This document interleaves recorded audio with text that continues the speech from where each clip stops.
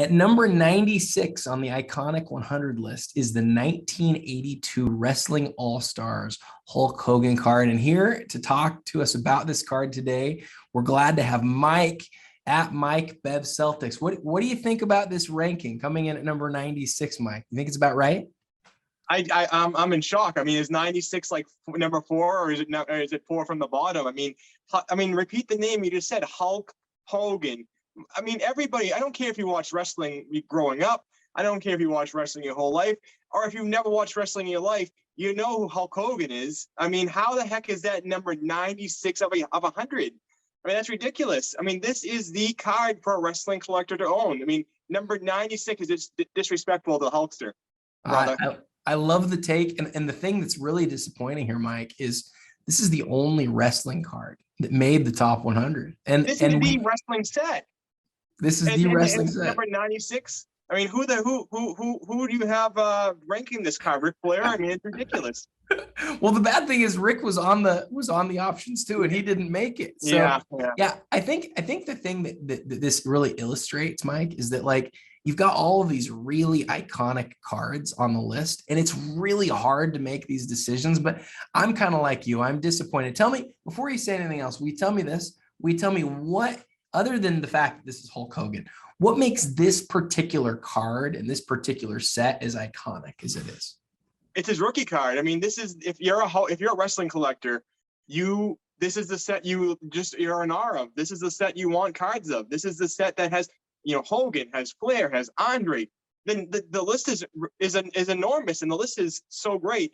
But the one thing I will say is that I'll take a step out of my wrestling wrestling collector shoes, and I'll say that I think it's one of the most iconic cards I've ever put my eyes on. If you're not a wrestling card collector, you don't know if that's his rookie. He has the one where he's sort of like this holding the belt, and a lot of people view that as his rookie. So I get, I'm upset, I'm offended, I'm ready to turn the Zoom off, but I get the reason why, and it makes sense for that reason. But I mean, I'm happy it made the top 100, of all-time cards. It still is an amazing feat for this card to be featured there.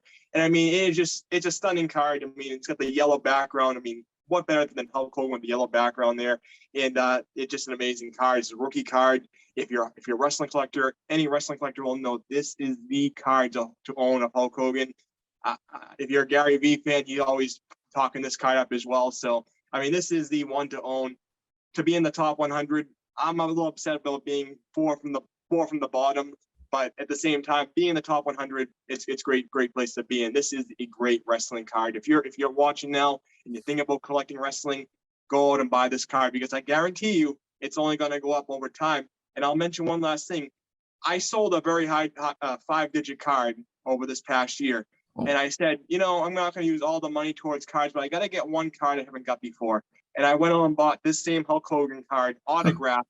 I said, this is one I'm going to I passed it for so many years, and then it shot up in value. I said, I got to go out. I got to buy this card, because if it's not in my collection 10 years from now, it's never going to be in my collection. I got to get it now. And I'm happy I did.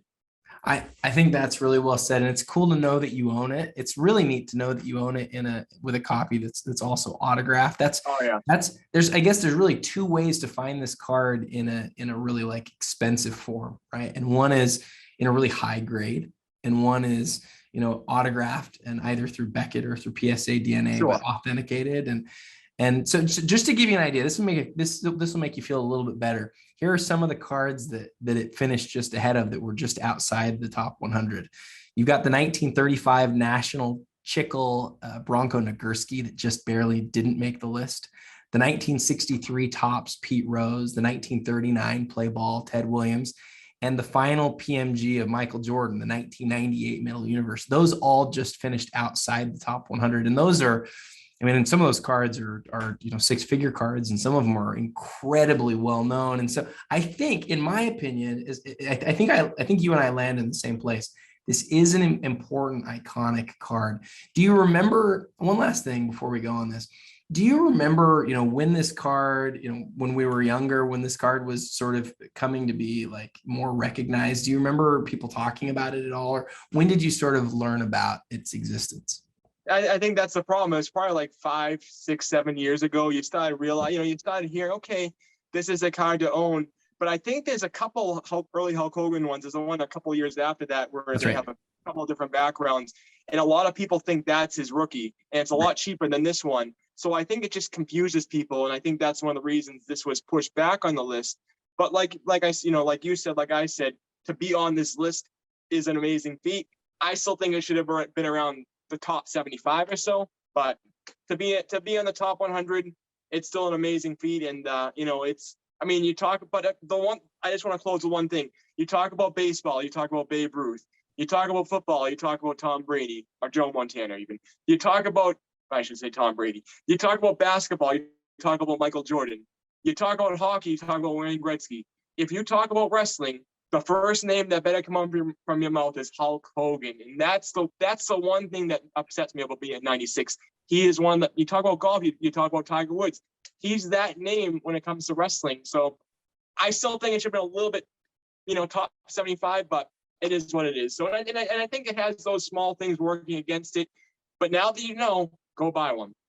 I love the perspective, Mike. Absolutely fantastic. Again, at number 96, the 1982 Wrestling All-Stars, Hulk Hogan.